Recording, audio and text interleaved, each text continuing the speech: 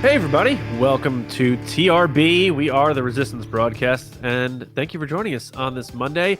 It's our discussion show, and we do this thing every season, 4 times a year, called the State of Star Wars. And this is our last show of January, so we're right in the dead of winter, and it's time for the State of Star Wars Winter 2023. I'm John. I always mess that up. That's James. That's Lacey.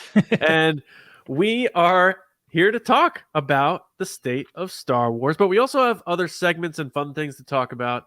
But before I do, James, is that a Ahsoka sweatshirt, or is that, am I getting that right? Is that an Ahsoka sweatshirt? It's a nothing sweatshirt. It's just a popular Amazon sweatshirt that I chose these colors because they were kind of Cincinnati, but all right. That's it. So you got the Amazon basics. He's gonna one time just log on and be like, "You guys, I'm only into sports now. I'm only into one sport, man." And you know, Cincinnati had some great moves. We just had 2 players move up to the United States national team, and first game on the field, one of them scores the goal. Nice. First goal of the. Yeah. Won't shock me if by 2024 James Baney has a Cincinnati Football Club podcast.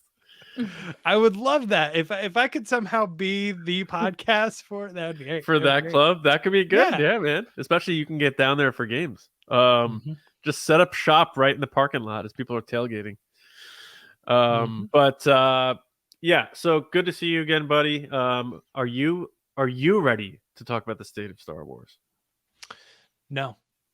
Okay, Lacey, are you wearing? Is that a Make Solo 2 Happen shirt? Is that what I see? It is. Yes, we had a nice conversation about that on our last episode this past Thursday. I'm rocking Jacked Fish because I'm not gonna lie, guys. I think I was a little critical in the fall version. I'm jacked up about Star Wars right now, and you know, celebration, sure, but it just feels like we're entering a new chapter. It feels fresh. I know part of that is like what we've been doing with our new channel and sort of being on our own. But I'm excited to talk about Star Wars and the state of Star Wars. So, Lacey, are you trending like you're feeling good about the state of Star Wars or negative? Yeah, I'm feeling great. I can't imagine not feeling good with what's coming up this year. You know, Celebration. Yeah. We have Mando coming up next month. Then there's Jedi Fallen Order, not Fallen Order. What's this one? Survivor. Oh, Survivor. Yeah. Ahsoka. Yeah, Ahsoka. Then we're getting all these updates from Acolyte and Skeleton Crew. And I'm sure we're going to get even more later this year of what's coming up because now that Iger's back, kind of all bets are off of what's going to happen. Like, we don't know what's been changed. We have no idea. And there's something a little exciting about that because at this point, we have no movies announced. So I'll take anything. Yeah, that's a good point. And I didn't really think about that. This is our first state of Star Wars with Iger back. So our last one was October, like 3 weeks before he canned Chapek. Yeah. Or usurped him, or whatever you want to say. But I guess you can't fire someone. Stepped down and he stepped up. Yeah. But we have some fun stuff to get into before our main discussion. But before we do, just want to remind people, I know we have a lot of people who collect Star Wars items in the Resistance base, and anyone who listens or watches to the show. A lot of people love collecting out there. Our friends at Gentle Giant partner with us to get you guys a promo code. Anything in stock on their website, just look them up, Gentle Giant. Resist 20 at checkout will get you 20% off any item in stock. And don't forget our friends at weirdbrothers.com. They are out of Virginia, and they make some of the best coffee I've ever had in my life, including my favorite, completely biased in saying this, our coffee brand that we helped design called the Resistance Brew. And if you order online, you're helping us out. You'll get it quickly in a nice package, and you're helping them out. And they're also they also send proceeds for veterans as well. So win-win-win. Weirdbrothers.com. Go check them out. Grab a bag of the Resistance Brew. You can get them the whole beans. You can get them ground. You can get them all different sorts of ways, and they get it to you quickly and nicely for your coffee needs. And then, of course, our YouTube channel. Make sure you're subscribing to that. We are steadily growing. So youtube.com/@theresistance_broadcast. Even if you're an audio listener, say you're in Australia. I'm just going to throw that out there randomly. If you're in Australia and you're listening to the Resistance broadcast, you're like, oh, I love these guys. Spotify, wherever. Check out the channel and subscribe because we put a lot of other stuff on there, including our shorts, which can also be found on Instagram and TikTok at TRB Podcasts. But the YouTube channel, youtube.com/@the resistance broadcast. Subscribe and you'll be able to get some other stuff. Because sometimes we post other videos, like other reactions, right, guys? We did We did Willow, the whole series of Willow. Oh, yeah, and I haven't seen the doc yet. Did you guys watch I that? haven't either. I have. Yeah. I have. Yep. Was it Don't good? You like spoil it? No, I'm not saying. I'm just saying. Did you Well, like it ends in them making a movie or a TV series. I mean, that's how it ends. Excellent. No, it's fine. It's good. It's Yeah. I don't think it's like some huge takeaway of like some Star Wars production behind the scenes thing or something. They always put a lot into those. I think it was just, it's fine. And there's some scripted stuff in there too. Just it rings very true of the humor that is the Willow crew, specifically Warwick Davis. Cool. So it's a fun watch. It's like 30 minutes. It's not crazy. And it's a good time. Right on. All right. And real quick, Lacey, did you see the new full trailer for 65? I did. That movie looks good. It looks amazing, and I wouldn't doubt it because Adam Driver's amazing. So I'm assuming his judgment's on par with like, hey, I'm going to give 150% to this role. And we know he was in the Army at some point, so he has some background. But Marines, it looks, it looks so scary, but I'm still gonna see it anyway. Yeah, the special effects look pretty solid too. All right, so we're gonna do a special effect right now to segue into our first segment of the day. James, I fear nothing, for all this, as the Force wills it.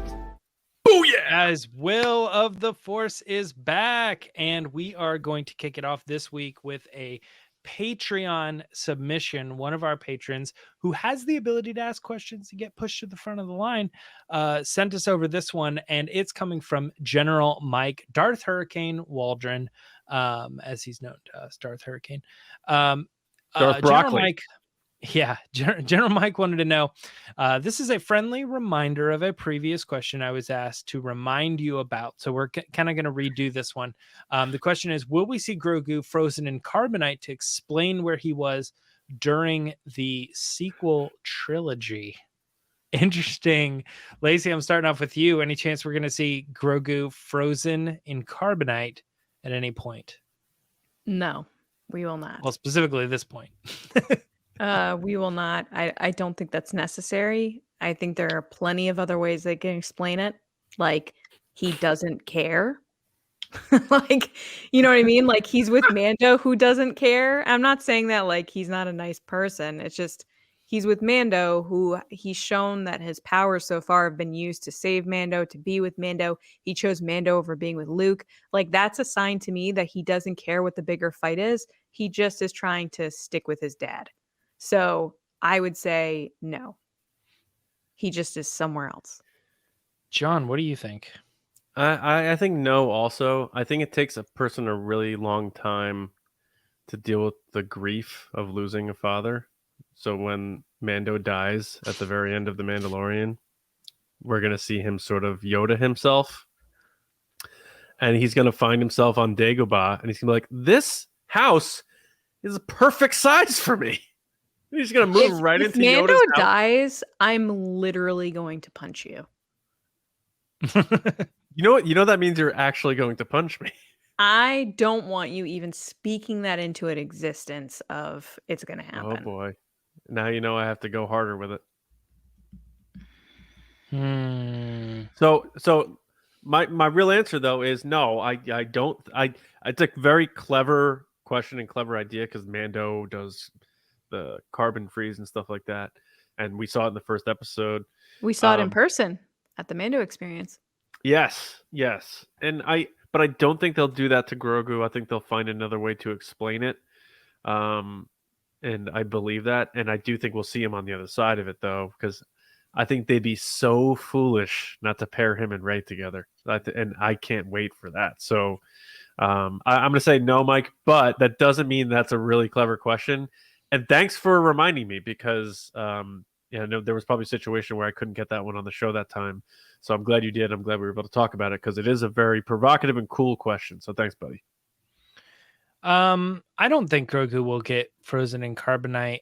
I think that it's like a technical answer, like, oh yeah, that works. Okay, that explains it, but it's not a very satisfying answer as for the character of Grogu. Like, if they just said, oh, well, that character can't be around, so I guess we'll just kill that character off. The fans would be like, you're just killing off characters just because it doesn't match with the story. You can't come up with anything better, you know? And I think freezing someone in carbonite and just kind of sending him away, that also feels a little cheap. I don't necessarily think they'll do that, but it does raise a good question of what was he doing? I think Lacey brings up a good point. Maybe he just doesn't care, which then even when she said that, I started thinking like, man, how many Force users are there that just don't want to get involved?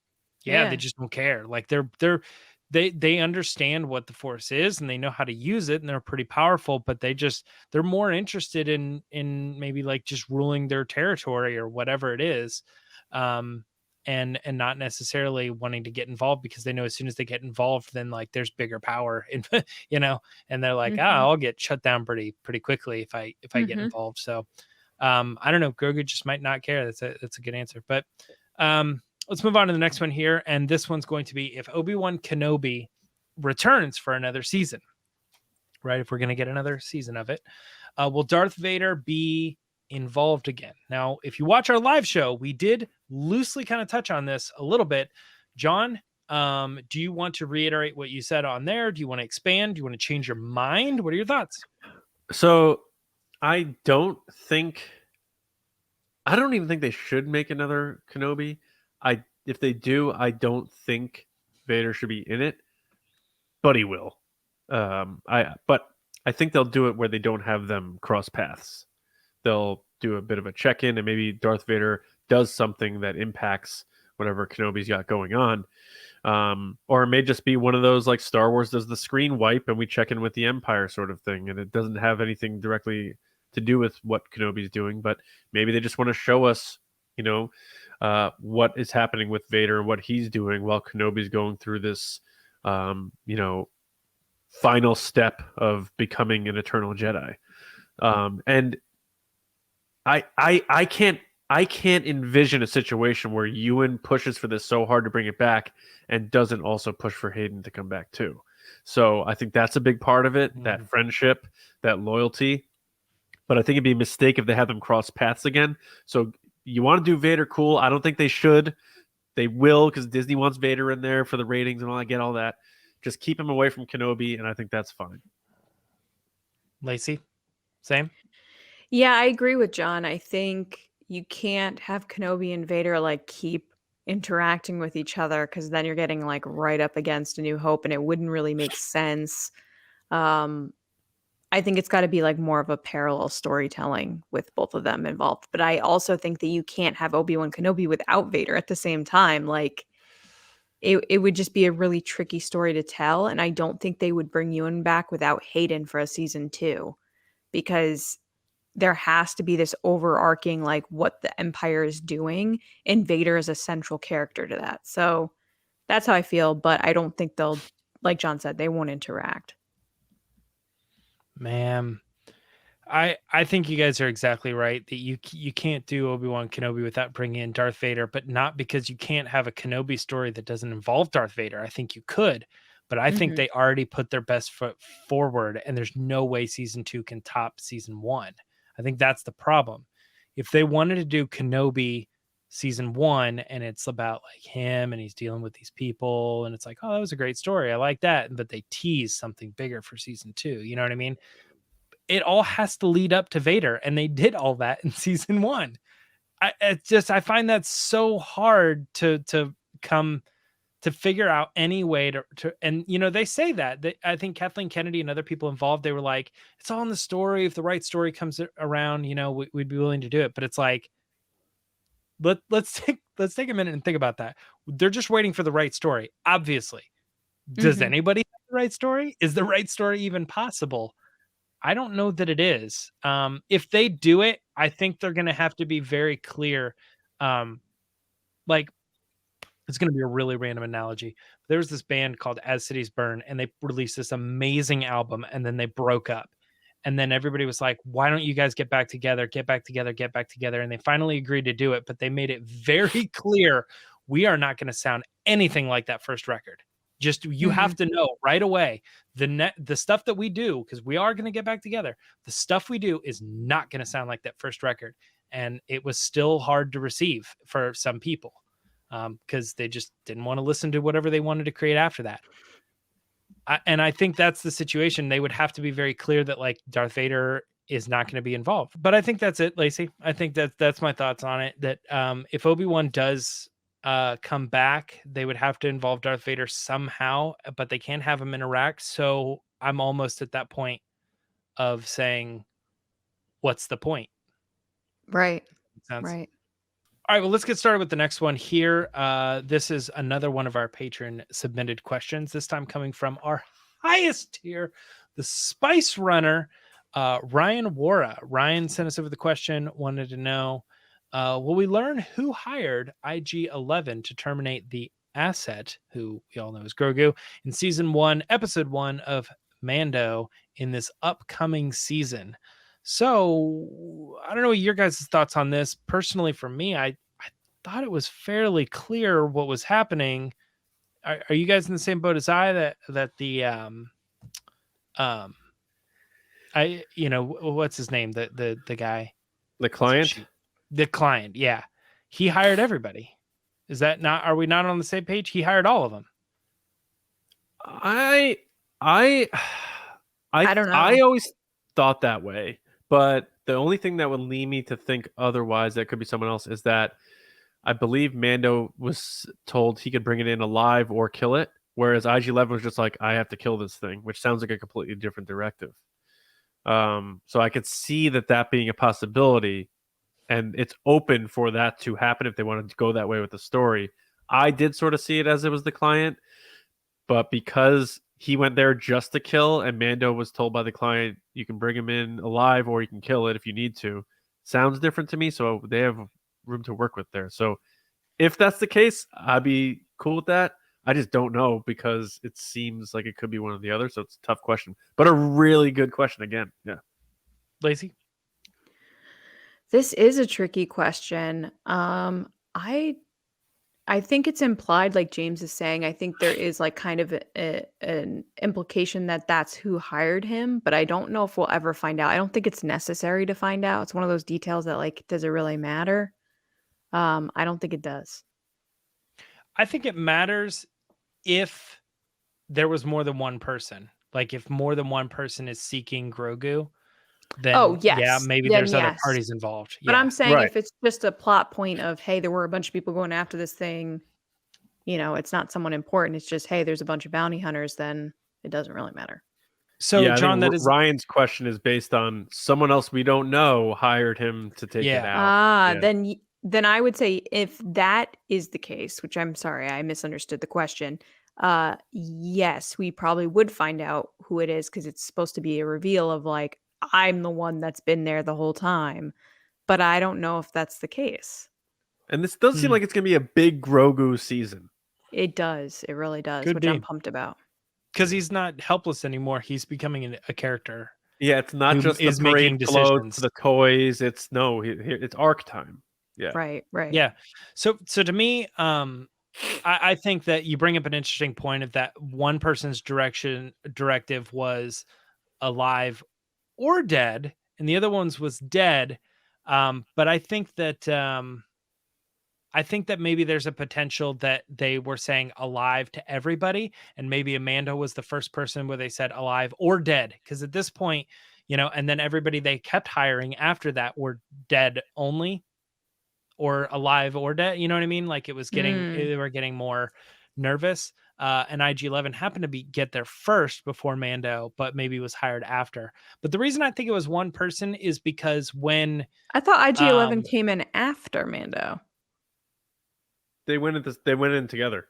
they basically went in together, but I said he got there first because Mando was like waiting to go in, and then IG-11 just went in. He like, oh yes, you're right. Yeah, he just like Leroy Jenkins to right in the he middle. did. He totally did. Someone told me that was fake recently, and that makes me very sad. That what? Leroy The Jenkins? Leroy Jenkins thing? Yes. Yeah, I think there's a good chance. Yeah, That's probably Matt told me it false. was completely fake. Like I think the big Q is the person being like 33.3 repeating, of course. That I think that line is but probably it's the- still funny. like It's still who does funny. that? Yeah. But to me, the reason I'm thinking that it was one person that hired him is because at one point all of the fobs relit up. Yeah, you're right. Yep. And I think that's because if it were Oh. multiple buyers or whatever, It would be multiple different transmissions or headhunters, different yeah, signals. or whatever the term is, they would have not had the same information. It seems like one person who hired all these people said, "No, it's back on. Go get him," and they just sent that signal back out. So it makes me think that it probably was just the client and those people hiring anybody because it was that worth it to them. They would just hire all these people and anybody who could bring it in. I need to do a rewatch like ASAP. Or because we saw the reprogram happen in the show itself, someone intercepted IG-11 and reprogrammed him to just kill. Mm-hmm. I mean, yeah, like a lot of this stuff is always possible, but it seems like it becomes more of the stretch. Like, what if Luke was jumped behind a wall and then they replaced him with a clone Luke who made different decisions? I mean, you're making that's a way wilder. No, what you just basically said the exact same thing. He said, so what if somebody jumped IG-11, reprogrammed him and sent him out with a different I think that's rational because he was reprogrammed by Queel in like the 4th episode. I mean, he's a droid, so it's he became more a butler. Yeah. He became a nurse. A caretaker. A nurse butler. A nutler. Oh, that's not a good name. Moving on to the next question. Burst? When Daisy Ridley eventually returns as Rey for future Star Wars movies, because come on, will we meet any new characters who are Jedi? And this is, of course, not including potential Jedi we already know, like Finn. Lacey, you want to go first on this one? What do you think? So it's an interesting question only because are Jedi what we think Jedi are anymore? Like, the Jedi are dead. So what would they be called? Are they still Jedi? Is Rey going to carry that on? So this is assuming that obviously she carries that on, right? She carries on that idea that if you have these powers, you're a Jedi. Or are we saying that someone like a Grogu then all of a sudden reappears after being disappeared forever? I'm asking for clarification, I guess, John. Oh, well, so the question I pitched as a new character we've never experienced before. Got it. Okay. Then I would say yes. I think the story that Rey is her adventure that she's going to go on, I think, is going to be a quest of understanding the Jedi more and understanding kind of just like the universe because she hasn't really seen anything.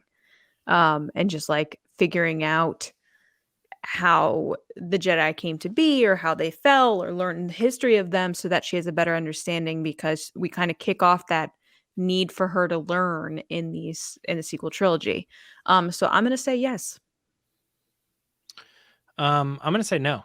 I think that my belief when it comes to Star Wars is that Jedi, the term, is not Force user. It's not light side, dark side. It's the term Jedi is this very specific religion of Force users. Will we see other Force users? Maybe. Yeah, sure. They can come out. But I think Jedi is very specific to Luke was the last Jedi and he passed that on to Rey. So I don't think, and this goes back to the whole Yoda thing when Yoda said, when I'm gone, the last of the Jedi you will be. And there was still Ahsoka and Ezra and all these other characters. They were around. Don't get me started. I know that whole thing. But I'm saying if you're trying to take it for what it is, the sequel trilogy is saying that Luke is trying to end the Jedi religion. So there shouldn't be any more Jedi out there. And he's saying, but I will not be the last Jedi. They cut to Rey. Rey is the new Jedi. So I think if she wants to continue the Jedi religion, then there are currently no other Jedi. They will have to become Jedi first through her. She's the way to becoming a Jedi. And I don't think there's other people out there like, yeah, I'm a Jedi. And it's like, what are you doing? You know? So I say no. I say new Force using characters, maybe, but Jedi specifically by name, no. But that's going to be it. Lacey, do you want to take us into the next section? Because, John.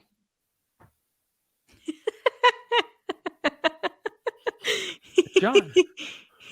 You know, we're coming up on our 600th episode of this podcast, and I'll be damned if we don't get there. No, I'm kidding. I'm going to say no for different reasons. I think it's very possible in this vast galaxy that someone else could have become a Jedi without having to go through the Skywalkers and Rey. But I like the idea of the wizard and the speciality of we have the Jedi. Like, this is our Jedi, you know? I don't like the Braveheart arena, Attack of the Clones, 5 million lightsabers, you know, looks like it's a picture at Galaxy's Edge thing. I don't like there being a lot of Jedi. That part of the prequels actually, like, I was like, oh man, it's almost making it like, I used to love when you would see a lightsaber or hear a lightsaber and see it ignited, be like, whoa, that's special. I want to see it for like 2 minutes, 3 minutes in a movie. If you keep the doing whole it, thing with keep doing Anakin, Phantom Menace is he's like, oh, I've never seen one of those before, or something like that. Yeah, that's your laser sword. I heard, you know, and he tells these lores about Jedi because he doesn't see them. And it's, I like the mystery of Jedi. And if you just litter us with Jedi, and like everyone keeps saying, like the next Star Wars movie should be Rey running a Jedi Academy, and I'm like, that would be the most boring thing I could imagine them doing. That's the big thing everyone always says is Jedi Academy. That's because that's the way Legends went. Luke did the Academy thing. But it just seems like such a low-hanging fruit. It seems so uninspired to me, and I don't mean to offend anybody. That's just my opinion, and you could completely disagree with me, and a lot of people often do, and that's cool. I'm just saying, to me, I'd be like, oh, that's what we're doing. That's what we're doing to start this next era. I want Rey to be like this.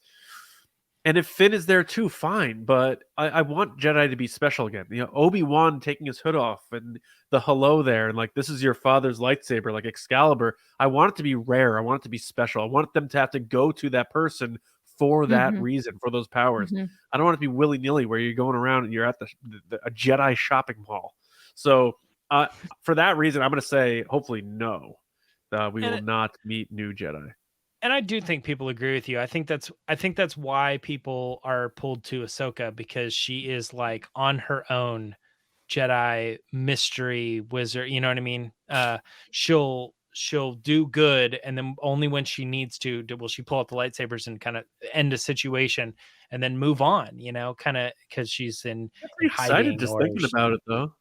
Yeah, and like you said, when he pulls his hood off, when I think of Ahsoka now, the cool Ahsoka, she's always got the hood on. You know, it's kind of right, like a little mysterious. Yeah. So I think definitely people agree with you. I think there are different directions they could take, but let's go ahead and wrap up Will of the Force officially this time, John, and send it over to Lacey so we can do our next section.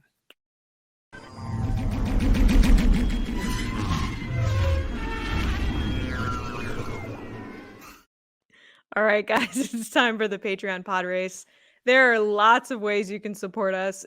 You can like this video, comment, subscribe on YouTube, please. Thank you so much. You can follow us on all the different social channels at TRB Podcast, one name, very easy to find, including TikTok. We're on TikTok now. And you can follow us on all the audio platforms like Spotify Podcasts, Apple Podcasts. And if you leave a review for us, that's very helpful. It lets us know how we're doing, and it lets other people find us as well. So thank you so much for doing that. But if you want to be a part of the Resistance, you want to support us even more, you can head over to patreon.com/resistancebroadcast. Starting at just $5 a month, you get to say, hey, I want to be a part of your group. I want to be part of the family. I want to be part of the Resistance. And you support what we're doing here. You support us with upgrading our equipment, what we're making new content, going to events, covering Star Wars for you, including other pop culture things, which we've expanded to in the past, couple months, which you guys have seemed to have enjoyed. But as you go up in ranks, you get different things from Discord access, special live streams with us, and much, much more. This is the part of the show that we let our generals and spice runners take part. We ask them a question, they give us our answer. But before we do that, I do want to thank those people. So thank you to our generals: CARMELO, John RISI, JETTA ROSEWATER, Frank Grande, DARTH HURICANE, Nick KRATZ, Christian Rouse, Brian Smith, Matt CHITTY, DANI, Mike RUMORE, Matt HEATH, Brendan McLaughlin, Count Pepto, Sneaky Zebra, Paul Sullivan, Aaron Ellington, and Diana. Thank you guys so much. And to our spice runners: David PROBUS, Neil SHAH, Kendall GELNER, Ryan WAARA, Dave HORNAK, Thomas HENNESSY, Andrew STALEY, Jeremy Myers, and Michael Fry. Thank you guys for keeping it spicy. Thank you. This week, we have John RISI. He's been a part of the Resistance for a little bit, and we're so excited to have him back. So John's question was, you, John RISI, are in the Star Wars galaxy, and you are tasked with designing the new Jedi headquarters temple tower. Whatever you want to call it, for Rey, Grogu, and all the new Jedi in the galaxy. What are some of the features and highlights of your design for your home of the next era/generation of Jedi? So John, take it away. Ethan TRB, General Beard here. Try to keep this quick because it's a big one. Jedi Temple headquarters, open to air, courtyard in the middle, Jedi Masters quarters and meditation area to the top, sleeping quarters for the students to the bottom. To the right side would be the training dojo.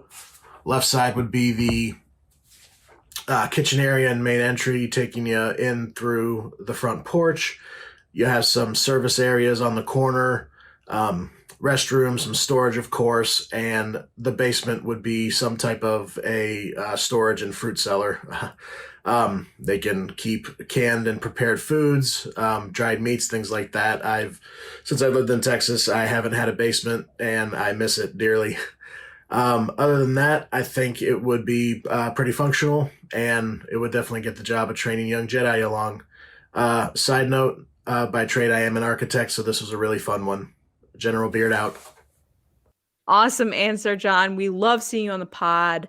Wow. John, what'd you think? Our John. Yeah, so we've known General Beard for a while now, and I don't know if he has his own architecture firm. He should call it General Beard Architecture, in my opinion.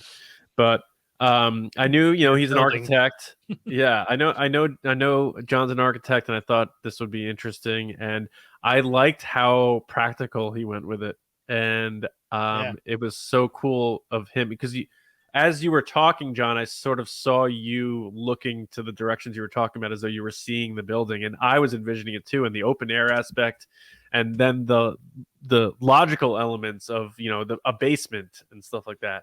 And you made me laugh too, because you said ever since I've been in Texas, I miss having a basement. It made me think of Pee-wee's Big Adventure when they told him his bike was in the basement of the Alamo, and he goes there and gets embarrassed because he asks where the basement is, and they laugh at him.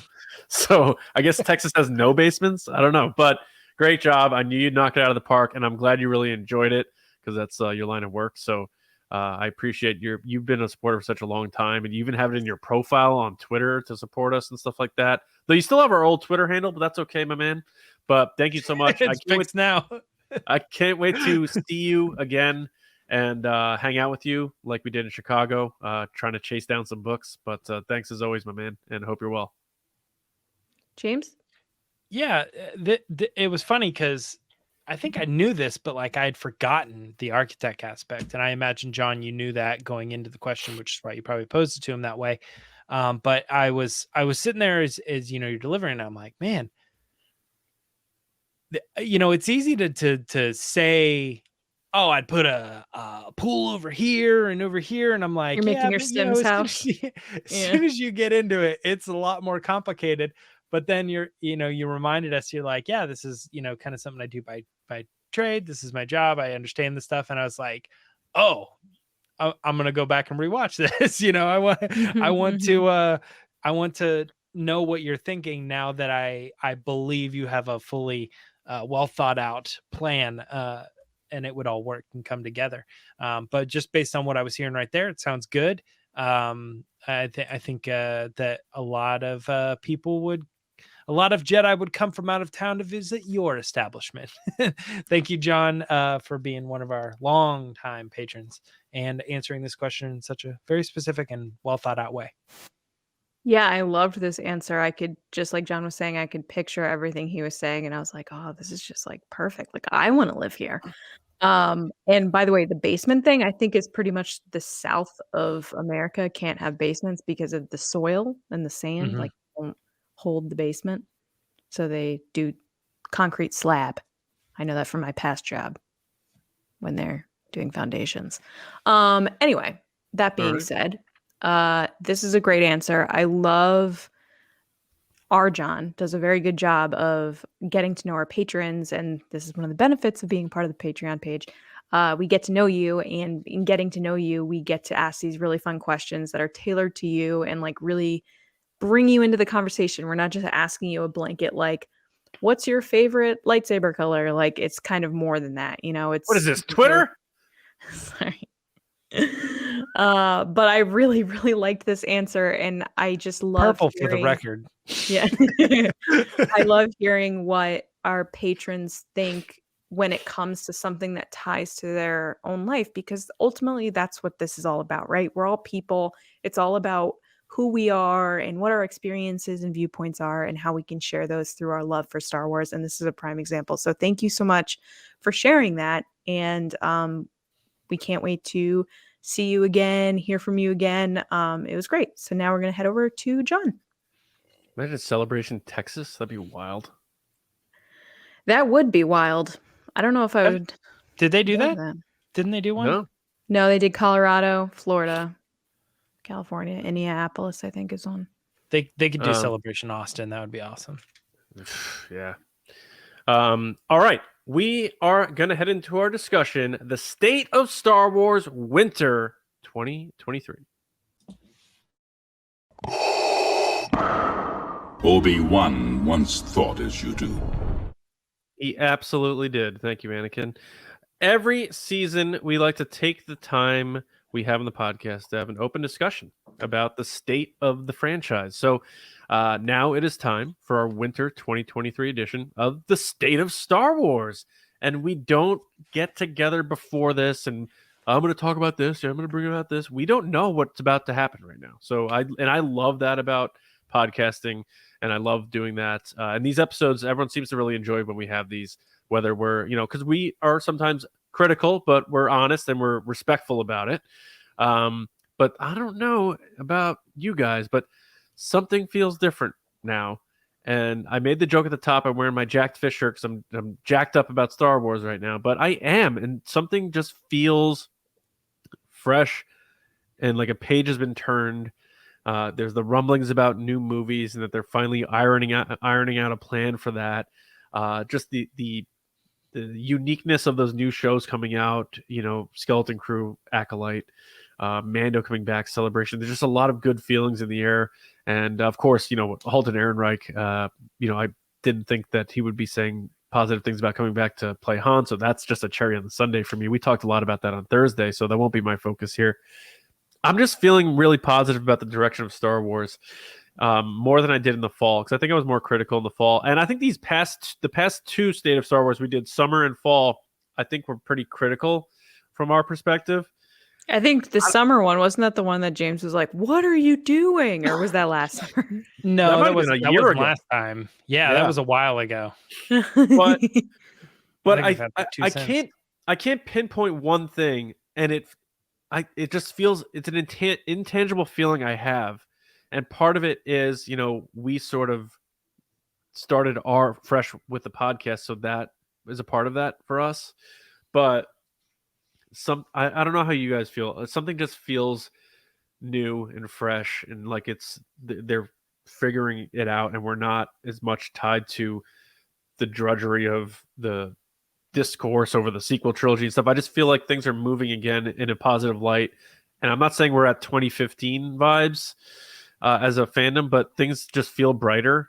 Like if I could put an analogy on it, like the end of Roger Rabbit, when that brick wall busts open and everyone jumps out and it's all sunny and everyone's feeling happy and hugging each other, or at the end of Ghostbusters when everyone's all happy hugging each other. So something like that. I just feel like maybe it's celebration vibes. I don't know what it is, guys. How do you feel? Like, are you guys feeling as positive as I am about Star Wars? I don't know why, but I'm feeling good.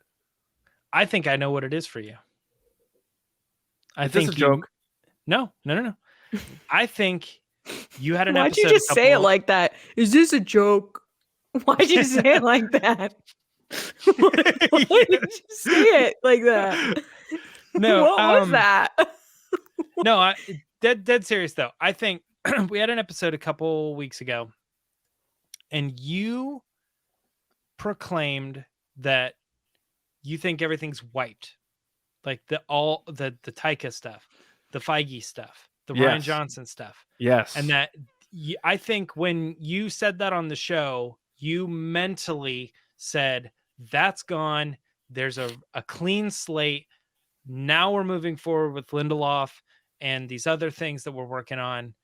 And I think that for you, maybe not necessarily everybody, but at least for you, you said there's a new wind, it's fresh air. I can breathe again. Yeah. Let's clear out the skeletons. Let's, clean out the closet or whatever, whatever the phrase you want to go with. I feel like the tires aren't stuck in mud anymore, where it's like, here we go, Rian Johnson. Is he? Isn't he? Is he? Isn't he? What's going on with this? And it's like, I mean, to me, it's still there, but I think for you personally, you said, this is the way I have began to look at it. I think that they're starting clean. They cut it and they're starting clean. And for you, I think you've let a lot of that go. And you've said, now I'm not worried about Rian Johnson. Now I'm not worried about Kevin Feige or Taika or anything else. So I think maybe there's a little bit of air for you just because you mentally kind of, I don't want to say it like it's not true, but like you've sort of written your own mental processing of how you think Lucasfilm is handling things. And that's refreshing for you. Yeah, that could be. Are you saying you don't feel as good? I don't know. I think when we're talking about the state of Star Wars, I usually write down movies, TV show, games, comics, books. I kind of look at like all aspects of it. And when I'm writing down this list right here, it's like TV show. Well, we got Bad Batch going on, and we don't really know whole much more about the future of animation projects, but Bad Batch is going right now. We've got Ahsoka coming, Skeleton Crew coming, Mando season 3. Oh, that's true. Visions as well. Andor season 2 is going to be coming sometime next year, and we're also getting Acolyte. But when it comes to movies, it's like, well, we still have a lot of movies in question. And then as far as what we do know, Damon Lindelof is happening, but we don't know much about that movie. So that whole category is still a bunch of question marks. Has that ever been officially announced, the Damon Lindelof thing? Are we going other off than him trades? saying it's happening, but never officially announced? Did Damon Lindelof, say it was happening? Yes, right? No. John Kasdan said he's doing it. Wait a minute. Am I mixing two stories? I think you are. Michael Waldron said he was working on his movie. That's not the one I'm thinking of then. John Kasdan said Lindelof was working on his movie. I'm not saying it's not. I'm just saying Lucasfilm has not officially announced this. So we're going off what trades have said? Yeah. For Celebration, you're saying? Celebration. Yeah. Okay. I just wanted to clarify that. If you see a guy who looks like David Cross at the airport heading to England, it's probably Damon Lindelof. Go ahead, James. No, I'm done. David Cross. Who knows? Yeah, John, it could be David Cross too. John was asking me if I felt the same, and I said, I think there's still a lot of tension for me a little bit about the movie angle. Like, I don't understand why that can't be as fluent as we're doing Mando, we're doing the Acolyte, we're doing Andor, we're doing Skeleton Crew. That seems very clear that those projects are happening, and they may be rocky at points, but they're still happening. Everything's going fine over there. But it seems like the movie thing is just like so confusing and cluttered. And even with the latest rumors of, these movies are happening, look forward to them, it still just kind of feels muddy over there. I could get Lacey? that. I agree. It's kind of up in the air with the movies, and that has been very messy. Like muddy is a good word, messy, disorganized. Um, and it's been tough, and we've said this at during many states of Star Wars, is that when you're watching other franchises like Marvel, Harry Potter, anything, DC, where they're announcing movie after movie after movie, and they're having these come out, and they maybe haven't been crazy good, but like they're at least making projects. And then you're seeing Lucasfilm / Disney sit on this IP like Star Wars, and they're not making anything. You're just like, what is going on? Yeah, James. I found the story that I'm confusing with. It's Sean Levy's Star Wars movie. Yes, Sean Levy's Star Wars movie. Also not officially confirmed, announced, right? Yeah, no. But he has come out and said, "Yeah, I'm doing that. I'm making that." Yeah, Star it's Wars the golden movie. ticket conversation he had, where he's like, "It's like a golden ticket." Yeah, I was seeing here. He even said, "I'm very well aware of the ratio of filmmakers who didn't get to the starting line, but here's my attitude. I have the golden ticket, which he acknowledges right there. I'm going to devote myself to developing screenplays that give me the privilege of making this movie." Yeah, so he acknowledges he's right like, there, getting to the starting line. That is him saying, I acknowledge all these people that came before me that didn't get it done. Yeah, that's true. That's true. But yeah, I think that for me is a little kind of, but that being said, when you look at everything else from comics to books to TV, it's tons of stuff that's coming out. And I couldn't be more excited for The Mandalorian and Ahsoka. Like those shows are going to be killer. And it's exactly what you dream of as a Star Wars fan. But there's also part of me that is even more pumped for like Skeleton Crew or Acolyte or these other movies that we're just talking about, because they are new. It's not tied to anything that we know of currently. And I know that they want everything to connect, and I get that. But the idea of getting something fresh and new, like The Mandalorian, before we knew what it was kind of this like nervous thing where you were like, I don't know if this is going to be good because it's not tied to anything. And then when it wasn't, it was like really fresh. And then as soon as it got tied back into anything, there was this moment of like, I was like, okay, so now like we're getting into a specific story that we've heard. And there was this kind of like, oh, I wish they were doing something new.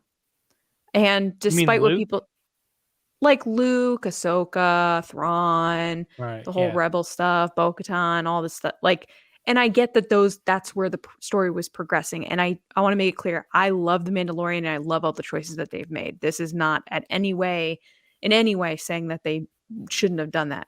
I'm just saying my feelings up until that point initially were like, oh my God, how are they going to do this show if it's not tied to anything? Then it wasn't tied to anything. I was like, oh my God, this show's amazing. And then when it did get tied back to these characters that we know, there was a little bit of like, oh, okay, because everybody has an opinion. So I just am very excited for something that's new and nobody knows about it. That's a good point. I mean, like the Lindelof thing, I know you two haven't watched Lost. You know, JJ. I've watched bits and pieces. I know about it. I think I watched Greg Grumberg is in like the first episode. He's the pilot. Yeah. But that guy has a problem with his ships going down. Yeah. So with Lindelof, you know, Lost, you know, people can say what they want about like how convoluted the story is and how many twists and turns it had, but like the way he wrote those characters and like the relationships between them, you know, that's a big deal for me. And he really did a great job with that. So I'm excited to see what he could do with developing relationships with Star Wars characters, especially. James has watched The Watchmen, right? You've watched Watchmen? The show? Yeah. And, you know, he show ran Lost. So he was, you know, a major part and, you know, won awards for best outstanding drama series with it and all that. But and the fact that this is one of those situations where you almost wish Rian Johnson was there instead of maybe in the middle of something so beholden to history, is just having that clean slate. And, you know, I mean, anytime I hear after episode 9, and James, like you said, like it's double. It's like a in story and real life thing when it comes to wiping that whiteboard. You know, the projects, but also looking ahead to the future of Star Wars where they are not tied to anything, and this guy could really stretch his wings in terms of writing new characters and the relationships. Because I don't think he's I don't think he's doing like the next Rey movie. I don't think we're getting like the return of Rey in 2 years. I want her back, but I think we need to push it a little more to make it feel more earned and feel more exciting. Because right now it still feels like, oh, you're back already? Oh, okay. Well, cool. It's like when people got annoyed at Grogu coming back so fast, which I didn't, but whatever. To Mando, I mean. But I just get excited at that aspect of it, and just Star Wars movies, I think in general, because James, like you were saying, and Lacey, you're absolutely right about like the idea of we don't know what's coming, but we know that they're working on stuff, and it just seems like maybe they learn their lessons from the choppiness and the uncertainty of certain projects, and doing things like what is the smart pick here based on what's popular, which is like, oh, Patty Jenkins, Wonder Woman, we want a female director. Let's get Patty Jenkins and have her do it. And then like, look what happened. Like, I think they're putting more thought into the idea of Star Wars shouldn't be following trends. Star Wars should make the trends again. George Lucas started something new that never existed before. Yeah, he was inspired by a lot of things, but Star Wars was like nothing else. And the same thing with ILM, same thing with all those things he created. And the whole idea behind Lucasfilm was it was the innovator, not the follower. And I think for a while there, it was sort of like the low-hanging fruit. Who's a popular director? Let's get him in, and they would bring that person or announce that person, and then like it would blow up in their face. And it's just, I think they finally realized like we got to just go with our gut and stop overthinking this thing. And I think that gets me excited too, because I want Lucasfilm to lead. Even though Marvel's churning out all this stuff, no offense to Marvel lovers, I don't think that stuff's going to age all that well. I think people may look back on that like, wow, that was incredible what they did. Remember all those movies, all those famous actors from the 2000s were in? Those were amazing. Maybe you watch them once in a while, but they're not our mythology, at least not for me. Like Star Wars is so much more meaningful. So I don't care if they don't have 50 movies. Give me a few really good movies that will live for 40 years, 50 years or whatever. And maybe I'm wrong. I'm not trying to slight Marvel. Maybe those will become legacy movies for people. Not me. But I just want Star Wars to be able to lead on its own. And whether it's the biggest box office draw or not, I don't care about that. Cameron can have that all he wants. I want Star Wars to do what Star Wars should do, but in the spirit of George Lucas's innovative mind. Lead, don't follow. James, what do you think? I don't know. When I hear you talk about that, John, I do think that Marvel is sort of like the new Star Wars right now, in the sense of like, I think kids are going to grow up and they're going to be like, man, I remember being in that room when I saw Endgame, Sure. And I think like tons of those stories and following all the different storylines, kids for when they're old, like grandparents and stuff, they're going to be telling their kids about, man, when Marvel was hot, man, it was hot, and it's just the same as us saying like, I was there when Star Wars was in theaters. It's like we have those stories. You remember where you were when things happened, and I think Marvel is hitting on all that. When it comes to Star Wars, though, I think we might even want to back it up a little bit, and I root for Lucasfilm, and when you say I want them to do something different and be the trendsetter, I want Lucasfilm to have another big franchise hit, even outside of Star Wars. We're talking state of Star Wars right now, but you say a new IP, you mean like a brand new? Like what? Yeah, because I agree with that. I'm like, what? I don't know what like Star Willow. Wars could do right now that would really honestly be something that would just reinvent everything, and we'd be like, oh my god, we thought we knew Star Wars, but they just continues to reinvent everything. I don't think the sequels did anything like the first ones are the first ones, there's no argument there. The prequels probably pioneered a lot when it comes to like visual effects and sound design and theaters, pushing theaters to have better equipment, all sorts of stuff. I don't think the sequel trilogy did any of that stuff. So I think that's maybe why some people say it was kind of lacking, because it didn't change the movie industry. And that would be great, but I don't really know what Star Wars could do at this point other than looking at the other people who are changing the industry, and I don't know, it's weird. I don't know how to get Star Wars in on that, but I think it's easier for Lucasfilm to say, let's also do this other IP. Let's create a new character, an Indiana Jones style character or something that's like, all of a sudden now you've made archaeology the number 5 most anticipated job for kids under 10, or something, Yeah. I don't know if that's a real stat, but I'm sure we all grew up or knew people growing up who had thought or considered being an archaeologist, and there's only one reason that's the case. It's Indiana Jones. So many movies. Yeah. And you watch a movie when you're a kid, no matter what it is. I watched Backdraft, and I was like, I want to be a fireman. And then I watched Apollo 13. I'm like, I want to be an astronaut. Like, yeah. Oh, I'm sort of saying the opposite of that. I felt like Lucasfilm, for instance, was like, they did something very special with that particular character that it made kids want to be that, just to be that. But I get what you're saying, James. It's like a certain thing. Yeah. I don't know. I feel like I'm a little all over the place, but my main thing, the state of Star Wars right now, is I feel like, and maybe this has been the case for a little while, but I feel like TV is firing on all cylinders, and that is great. And I just can't figure out why their movies can't also be that too. And it's because I think that's a bigger issue with Disney. Honestly, it's not just Lucasfilm.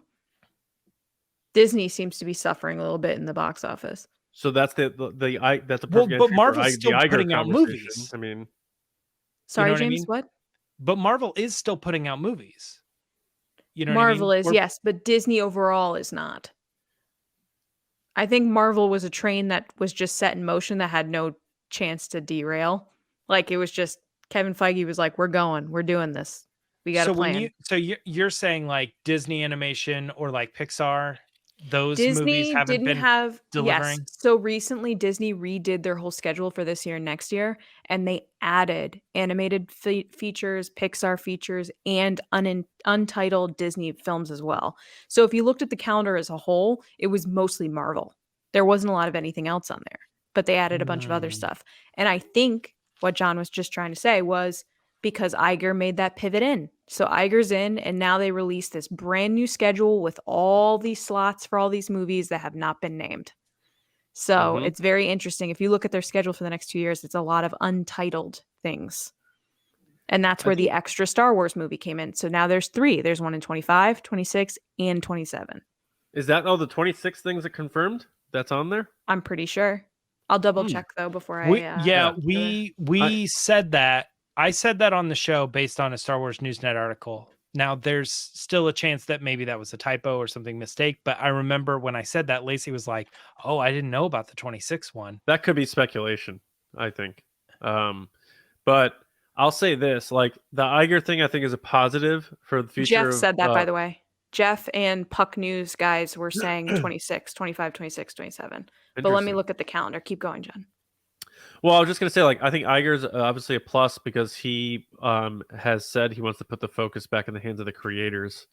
And that is always going to be a positive because it allows them to operate their own studios a little bit more independently than maybe the feeling was under Bob Chapek. Clearly, the Disney Plus losses are going to maybe shift things back to the focus, as we talked about recently, about Star Wars going back into theaters, which it's where it belongs. It started there. I think my perspective is Iger is a positive for the future of Star Wars. I think he understands the value of IPs. He understands the value of nostalgia.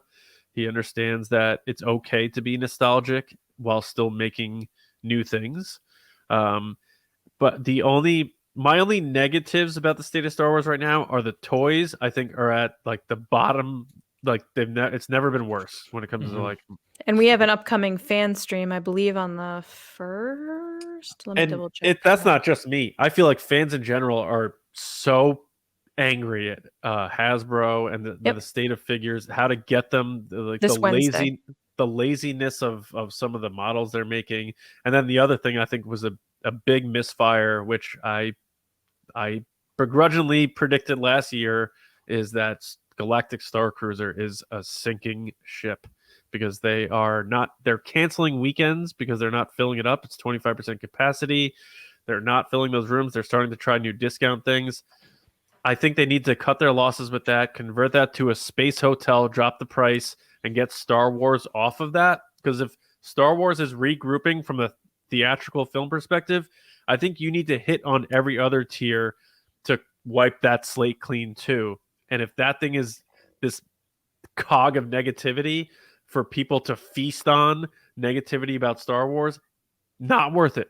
Not worth it. Because the experience itself, in my opinion, didn't even seem like it was that big of a Star Wars experience. The actors are quitting. One of the actors that was like the guy that helped create the whole thing that talked about, like, he put out a social media video being like, I'm one of the people that came up with it. I was this character on the and I'm leaving.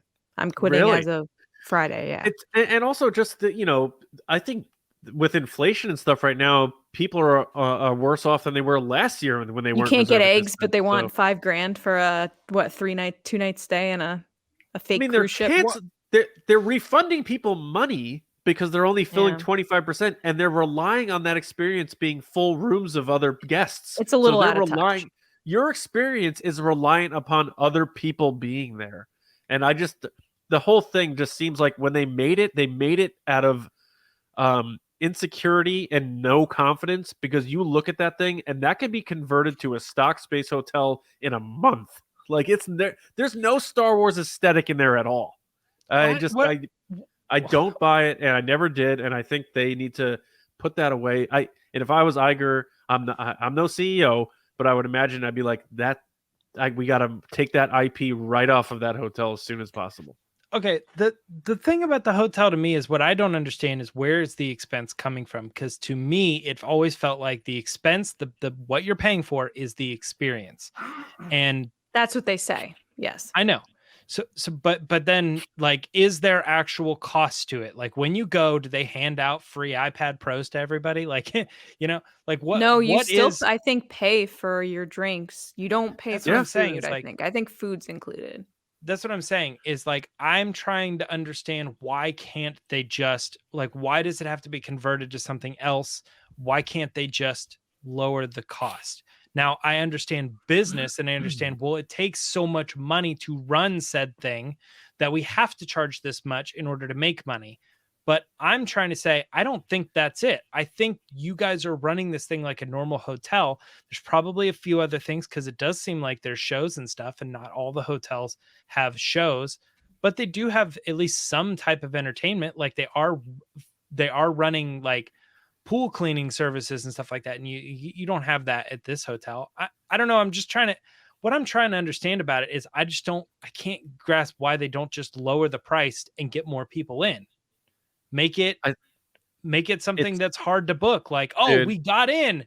It was, it's still kind of expensive, but it's reasonable. It's not the place to be. And as soon as a place becomes not the place to be, it's over, man. But it's hard to come back from that. Like, well, it's like when you're not a big bar guy. The place to be is the price, John. It's not that the experience is bad. No, I think it's completely. A little bit of both, James. I think it's mostly money. I totally agree. But I think part of it also is experience itself, because when people did do those initial reviews, they all said, I would not pay to come here. It was okay. I would not pay to come here. No.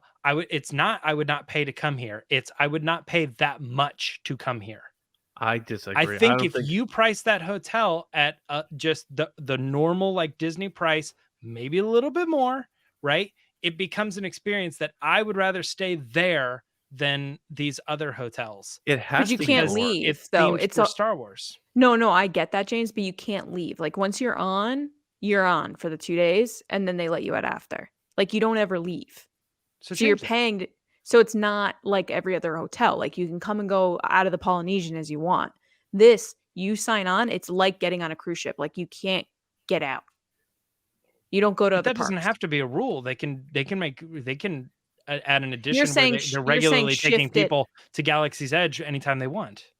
Okay, so you're saying shift it to more of a come and go as you please, and not like during this hour you go here, during this hour you go there, because that's what it is. I'm saying there's things that they can do. I mean, if I was in the meeting, I'd be like, okay, I see why you can't do that. All right, I get it. But like, I don't think it's as simple as like, oh, this failed, so therefore completely abandon it. It's like, I Oh, think the only reason it's failing oh, is because of the whole pricing situation. no, If no. you really think, John, you really think I, that like, if if that oh, was $100 a night, you wouldn't go? I mean, if $100 a night, I'd check it out. But And the you'd probably idea have of a it pretty was good time. the idea of well, I disagree. Like one of their things was line dancing. Like that's one of your things you're going to showcase for people to go do in Star Wars, and you're like your biggest character is some Rhodian that you've never heard of that everyone pretended was this amazing character. Like, come on, can we just be real for a minute? They cut corners. They made it easily shiftable if they needed to do it. I'm just trying to be real here. And then they price you through the nose in a terrible economy. And they were like, I can't believe people didn't go. And now they refuse to buckle because they probably had so much overhead and they don't know how to like make up those costs. And they're not filling it up. They're canceling the weekends. The whole thing is it's a loss. It's a total loss. It's like when a bar introduces Keno or like little people wrestling and stuff, like weird gimmicks, it's tanking, and then the next week it's out. It's just I think it's a loss. I think they need to pull Star Wars' name off of it because it's like fodder for the haters on YouTube to be like, see how much Disney's messing up Star Wars with this stupid hotel and stuff. It's like, give us a shot to be able to defend this IP we love so much. It's not important for it to be there. Turn it into Space Adventure Hotel and drop the price then, because people are paying for the name Star Wars and their little lightsaber thing that they can do anywhere. And that's just my opinion. And I'm speaking from a middle class perspective where, we're trying to make ends meet in my house, and I understand people can afford it, and I'm glad people got to experience it. But I haven't really talked to that. I've talked to people who loved it, but if people are being honest and they're not, on their YouTube channels talking about it, I think people I've talked to are like, I think this was a mistake. I think it was a misfire. I'm not going to name names or anything like that. I just think it was a mistake. And I don't want to spend too much more time on it. I'm clearly getting heated up about it because it just seemed like a very corporate thing. And I know it's Disney and it's all corporate, but you got to cut your losses sometimes. And if Star Wars is going to move forward with this new slate, whether it's the movies and we're going to do new shows, find a new toy distributor and get that name off that hotel. I don't think Hasbro's going anywhere. I'm gonna they throw should, that out there. But yeah, I don't think they are. I think there are things I don't that think they're they are doing. either. I think there are things that they do very well. I think there's definitely things that they can improve on. I don't think all their figures and all their sets are terrible. I just think that they prioritize certain ones, but I myself am not a clone or Stormtrooper collector, but I sit on these Right. roundtables with other people from fandom who are like, we can't wait for the next trooper number, or, oh, I can't wait for this version. And I'm like, okay, that's not me. I'm Right. not in that demographic. Now, I long for solo merch, or I long for sequel trilogy merch, but I don't think it's necessarily anything they're doing wrong. That being said, there are lots of issues from distributors, whether it be Walmart or Target, that are not shipping things out in proper boxes, that Yeah. aren't protecting collectibles, that are canceling random orders. Then you have, situations where you have the HasLab, which totally didn't go the way they planned the last two, so they both got canceled. So it's just kind of a give and take of learning what they need to do, but also hearing about it on CNBC and news stuff where they're saying Hasbro just had their worst Christmas they've ever had. So it's worrisome to me as someone who has purchased plenty of Hasbro toys. I have them stacked up around me. I've bought their lightsabers. I love their lightsabers more than any other company, better than Galaxy's Edge. I think that they're just more thought out. They're easier to use. They look better. But I'm interested to see what they're announcing this year on their fan stream on Wednesday, the 1st of February, because it is the 40th anniversary of Return of the Jedi, which is my favorite of the original trilogy. So I'm excited to see what they're doing there. But yeah, I mean, there are a lot of kind of, I would say, feedback notes, whether it be to Disney with the movies or the Star Wars hotel or with Hasbro, that fans have voiced their opinions. And I think we are in a period of time where to be a Star Wars fan isn't cheap. And people are starting to make choices because they have to make choices on whether to pay their bills or feed their family, go on that trip, or do whatever over purchasing merch or purchasing a Star Wars cruiser hotel where James, you and your family go every year, which is so wonderful. You're going to pick a normal hotel that fits within your budget than the Star Wars cruiser that's $5,000 for 2 days. That's just logic. But I agree with James that I don't think they're just going to scrap it one day. They're not going to say, we're done. They're probably going to pivot and pivot and pivot until they feel like they can't make any more choices. I agree. We would go to the Star Wars hotel if it was reasonably priced. That's the issue. It's not that the entertainment or something is bad. We're not looking at saying like, well, I see that it's kind of like a dress up show or something like that. We wouldn't even participate in this stuff. We'd be bored for 2 weeks. That's not the conversation. The conversation is we would absolutely love to go. It's just the price. I think there are things, though, when you're talking about preference of entertainment and choices, that very much is a theater inspired interactive experience. And if you're not into that, you're not going to like it. And I've talked to people that did go that did not like it because they don't like the theater interactive, like give and take, like, oh, we're going to, yell at this part and we want to be interactive with the characters. If you don't like that, you're not going to like this trip. But that doesn't mean it's a bad experience. It's just not fitting that specific type of person. And I would say more people than not don't want to be a part of that voluntary stuff. Like I'm thinking right now of my personal scenario. Like I'm someone that would probably chime in and have fun with it and make it my own, like a dinner theater type thing. My husband would hate that. He and I went to Hoop-de-Doo Review at Disney on our honeymoon because someone got it for us. It was so thoughtful. It was such a nice gift. They got us front row tickets. It was like the hardest thing to get. He hated it because it was very much like play a spoon on a jug band and like all this. And Matt wanted to crawl under the table. He was terrified. So I'm just saying that maybe that experience doesn't fit everyone, but that doesn't make it a bad one. If you like dinner theater, murder mystery, stuff like that, this is for you. And that's what Disney went about. They want, people want to be a part of the story. People want to be in Star Wars. And that's what this was. But I agree with you, James. The price tag is just a little too high for a normal fan to experience this, even if they wanted to. I'm not saying I think they're going to make these changes. I'm saying I personally think they should.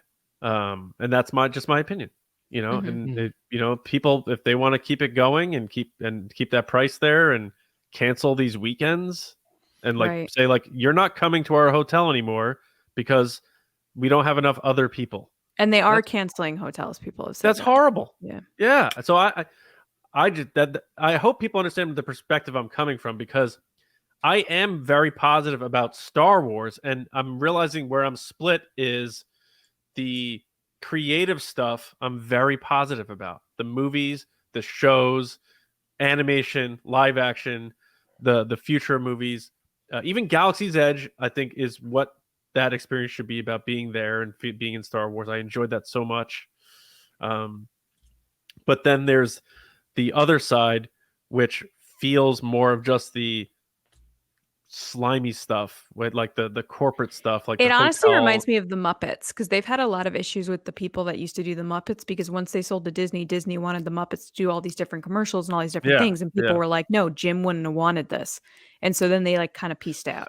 And I'm not saying I who knows, maybe George Lucas thinks that hotel's the greatest thing ever. That's very possible. But but what I'm imagine saying he's there every week. He's just like, this is exactly what I wanted.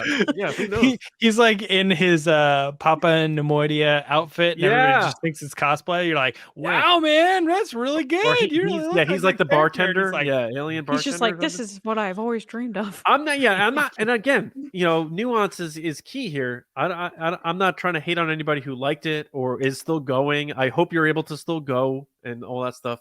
It's just, I'm just stating my opinion on it. And like, I don't feel good about that stuff. I don't feel good about the toys. I feel a lot of people feeling jaded and burnt about a lot of those things. But I do feel very positive about the stuff that I care about, which is the movies, the shows, and the stuff that the creators are still doing, like the people who Mhm. have been at Lucasfilm for a long time, who are making this stuff still, and the new directors and writers are coming in. I'm rooting for all that, and I'm really positive about all that stuff. So that's where I'm at. So, John, out of curiosity too, where do you fall in with something like, say, the video games, which are very creative and story heavy, but at the same time, there's all sorts of politics when it comes to um, uh, how, what's the name of the company? I can't think of it. EA, how they were, charging people for this and all this other things, and there's that stuff, and it's like, well, now you're turning Star Wars into this The DLC stuff, money making Like a thing, cash and all grab, this. yeah. Yeah, but they sort of went back on that, and there's other games that don't do that, Yeah, I mean, that's a thing where I think as long as people are still able to play the game, if there's bonus stuff that other people can buy, then so be it. I'm not the biggest video game person. I have some, and I just got the Oculus, and I was able to get the Vader trilogy for like $10 or something like that, $10 each, and that's cool. But I'm not the biggest video game person, so it's hard to say. I like that they're trying to they're clearly putting a lot of effort into these video games, but also I wouldn't mind a Star Wars video game that wasn't canon and it was just like a fun Star Wars thing where you can go play through the movie. Like give me like a Force Awakens video game like we did with the Super Nintendo trilogy, or like we did with Episode 3. Like let me be Rey and fight Palpatine. Like give me one of those. I'd play that. So I like, the canon stuff. I think that's really cool because then you could say like, oh, now we're going to bring Cameron Monaghan into live action. And it's like, holy cow, we were in these multiple mediums like Ahsoka with animation to live action, but also just give me a fun arcade game to play and, mix it up a bit. So, I don't know. Yeah, I never really thought about that because they do that kind of stuff all the time. Like they'll make they'll do it with Lego easily. Obviously, they just remake the story of the game. But I mean, they did it with the Harry Potter movies and stuff. Yeah, not Lego, but they actually made Harry Potter games, which were essentially just playthroughs of the movie. I played those. Yeah, I feel like they did that with movies a lot more back in the day, and nowadays I don't know if they don't. The first one was it. so hard. Beating But Voldemort, I had to do keyboard. My little sister had to do mouse. It was so hard. Check this out. Get me when we start our Twitch channel, because we're going to become these huge gamers. That's going to be our next big venture. Get me Lacey Gilleran playing the Rise of Skywalker game, and you go to the Eye of the Webbish Bog to go get there you go. My dream. You know what? Scrap the hotel. Just build a Webbish Bog. I'll pay the $5,000. I'll pay the $5,000 for 2 days just to chill with that. Yeah, to me, I'm looking at this and I'm like, man, why? This would be so cool because they could make essentially what they do with the novelizations. They say well, the novelization can kind of get into a couple of the scenes that maybe we didn't make it into the movie, or some extra little details, the thought process of certain characters. But how cool would it be if there was a video game where you could play through the story and then maybe go to extra scenes, see other characters? Like we were just talking on Thursday about Rey and Rose being together. It's well, you could put those scenes in the video game. You could just go and talk to people. They've done that. Rey walk around and do that. It's I know they've done that with other movies, but they haven't done it with Star Wars. And it seems like it wouldn't be easy. But what I'm saying is it seems like that would be an easy bet that if they make that movie and they redo the original trilogy in 2023, 2024 plus graphics and whatever, that people would be like, oh, dude, I can't freaking wait. Especially when 100%. They could be they can make Final Fantasy VII and then they remake the game with better graphics. People absolutely love it because it's something they treasured then. They're going to re-explore that world again. It's put money into redeveloping that Oculus game where you're doing the trench run. Yeah. Same. But it would be cool. VR thing throws a big wrench into that where it's well, then you're getting into I don't know, motion sickness. You're testing things out. You're experimental video games almost. I know we're up on time. So I want to end on the positive note that, I know I'm critical about a couple of things, but most of the stuff I feel really good about. And I really do feel good about what's coming. I think Celebration is going to be huge. Whether you go to Celebration or not, you're going to get that info from us or just from the official sources and other people. But I think we're in good shape finally with the future of movies. I'm excited to see what they announce and what they reveal. I think the TV shows this year are going to be really, really good. I think there's going to be some sleeper hits like The Acolyte, which people aren't focusing on right now, and Skeleton Crew.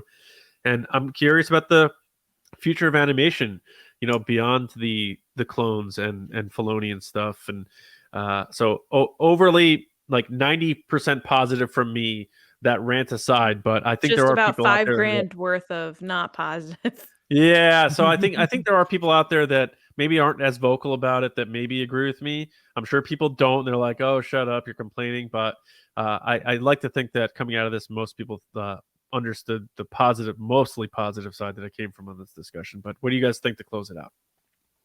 Lacey. I think more Grogu is always good, and keep giving me Mando, also good.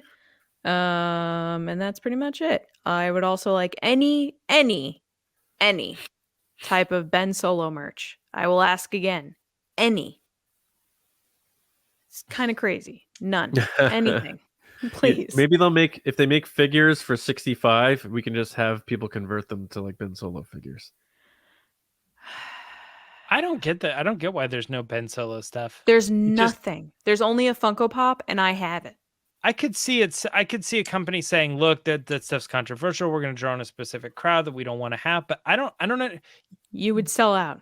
Yeah, you would just like all you're doing is developing a product that's going to sell out immediately. You're so literally I don't know what your problem is. You're taking the Kylo Ren figure, which you already have in the mold, making new one, and putting him in a Henley black t-shirt, like a black Henley tee with a hole on it, and a blue lightsaber, and calling it a day. Like, please.